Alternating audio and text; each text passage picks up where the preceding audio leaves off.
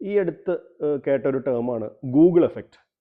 അതെന്താണെന്ന് അറിയാൻ ഞാനൊന്ന് ഗൂഗിൾ ചെയ്ത് നോക്കി. പക്ഷെ എനിക്ക് കൃത്യമായിട്ടുള്ളൊരു ഉത്തരം കിട്ടിയില്ല. അതൊന്ന് പറഞ്ഞുതരാമോ?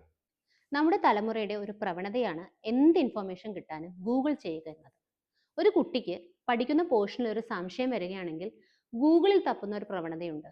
ഗൂഗിൾ എപ്പോഴും ഈസിലി അവൈലബിൾ ആയതിനാൽ തന്നെ എന്താണ് വായിച്ചതെന്ന് ഓർത്തിരിക്കാൻ മെനക്കെടാതെ ഇതേ ഇൻഫർമേഷൻ എവിടെ നിന്നാണ് കിട്ടുന്നതെന്നാണ് അവർ ഓർത്തു വെക്കുക.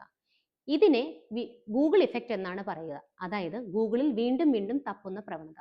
ഇതിലൂടെ നമ്മുടെ തലച്ചോറിനുള്ളിൽ വേർ ഇഫക്റ്റ് എന്ന സർക്യൂട്ട് കൂടുതൽ ശക്തമാവുകയും വാട്ട് ഇഫക്റ്റ് കൺട്രോൾ ചെയ്യുന്ന സർക്യൂട്ട് വീക്ക് ആവുകയും ചെയ്യുന്നു. ഇതേ പ്രവണത ഒരു പ്രശ്നം അല്ലെങ്കിൽ പ്രോബ്ലം സോൾവ് ചെയ്യാനുള്ള നമ്മുടെ തലച്ചോറിന്റെ കഴിവിനെ പ്രതികൂലമായി ബാധിച്ചേക്കാം.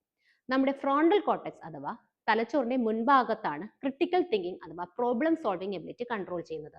ഗൂഗിൾ ഇഫക്റ്റ് ഉടലെടുക്കുന്നതിലൂടെ ഫ്രോണ്ടൽ കോർട്ടെക്സിന്റെ സ്ട്രക്ചറൽ ചേഞ്ചസ് ഉണ്ടായേക്കാം എന്ന് പഠനങ്ങൾ തെളിയിച്ചിട്ടുണ്ട്.